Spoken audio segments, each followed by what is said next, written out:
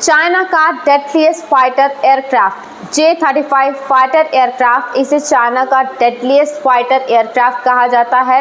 इस fighter aircraft के China के मिलिट्री एवियोनिक्स सिस्टम में आने के बाद में चाइना की ग्लोबल पावर और चाइना की power as a military avionics बहुत ज़्यादा बढ़ गई है और चाइना J-35 फाइटर एयरक्राफ्ट के आने के बाद में ग्लोबल पावर बन गया है मिलिट्री एवियोनिक्स में। इसीलिए इस J-35 फाइटर एयरक्राफ्ट की कैपेबिलिटीज़ को समझना होगा।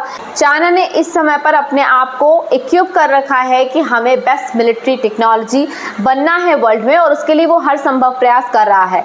उसी के माध्यम से उसने एक J-35 फाइटर एयरक्राफ्ट बनाया जो कि एडवांस्ड मिलिट्री एवियोनिक सिस्टम है। वैसे तो वर्ल्ड में बहुत सारे advance avionic systems jet engine की कैपेसिटीज में हैं। यूएस, चाइना और रशिया इस एरेना में, इस जेट इंजन के बनाने की एरेना में बहुत स्ट्रॉन्ग कैपेबिलिटीज होल्ड करते हैं।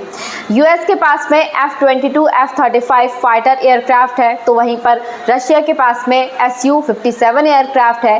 पर चाइना के पास में ऐसे बहुत सारे जेट एयरक्राफ्ट थे, बट जो उसका J-35 फाइटर एयरक्राफ्ट है ये उसकी एवियोनिक कैपेबिलिटीज़ को ऑन द टॉप लेवल और टॉप से भी अपर लेवल का बना देता है, क्योंकि जो J-35 फाइटर एयरक्राफ्ट है उसमें दो कैपेबिलिटीज़ एक साथ हैं। उसकी एक कैपेबिलिटी है स्टील्थ कैपेबिलिटी जो कि दूसरे एयरक्राफ्ट में भी होती है, लेकिन J-35 फाइटर एयरक्राफ्ट में साथ में एडवांस्ड एवियोनिक टेक्नोलॉजी भी है।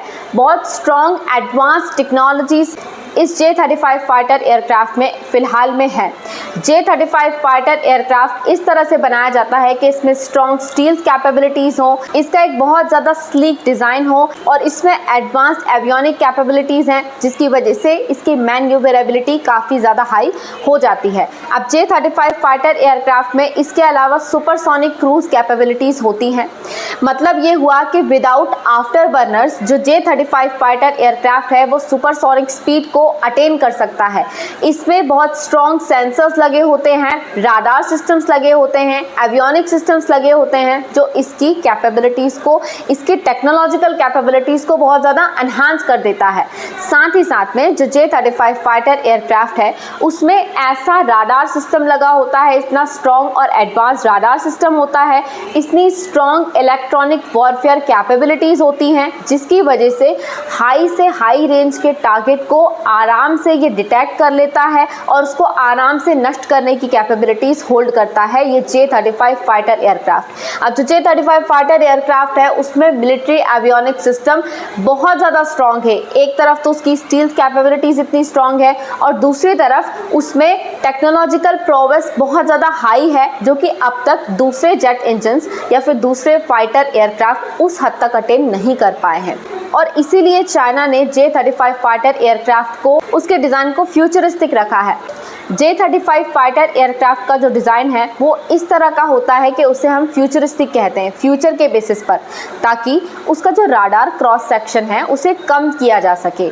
इसके अलावा J-35 फाइटर एयरक्राफ्ट में ट्विन इंजन्स होते हैं, एक डेल्टा कॉन्फ़िगरेशंस होता है जो इसकी डिज़ाइंस को बहुत ज़्यादा स्ट्रॉन्ग बना देता है। इसमें हर तरह की कैपेसिटी हमने देख ली, इसकी स्टील्थ कैपेबिलिटीज़ हैं, इसमें हाईली एडवांस्ड एवियोनिक सिस्टम है, इसके लुक्स बहुत ज़्यादा शानदार है ताकि इसका राडार क्रॉस सेक्शन भी मैनेज रहे और इसकी टेक्नोलॉजिकल प्रोग्रेस भी हाई रहे। मतलब ओवरऑल J-35 फाइटर एयरक्राफ्ट में कोई कमी दिखाई नहीं दे रही है, ना उसके डिज़ाइनिंग सिस्टम में, मतलब ना ही उसके लुक्स में और ना ही उसकी परफॉर्मेंस में। अब इंडिया भी इसी तरह से अपनी मिलिट्री टेक्नोलॉजीज़ को, अपने एवियोनिक सिस्टम को बढ़ाने की कोशिश में है।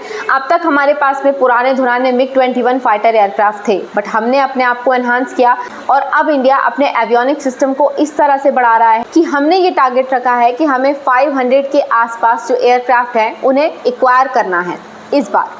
साथ ही साथ में हमारी LCA-MK1 तेजस डील भी साइन हो चुके हैं और हिंदुस्तान एरोनॉटिक्स लिमिटेड तेजस को बनाएगा। LCA MK2 तेजस को भी बनाया जा रहा है, उसकी एवियोनिक्स और उसकी टेक्नोलॉजी को भी डेवलप किया जा रहा है। इसके अलावा India advance medium combat aircraft को भी इक्विप करने की कोशिश कर रहा है, बनाने की कोशिश कर रहा है। हम नेवी के लिए twin engine deck based fighter aircraft बना रहे हैं।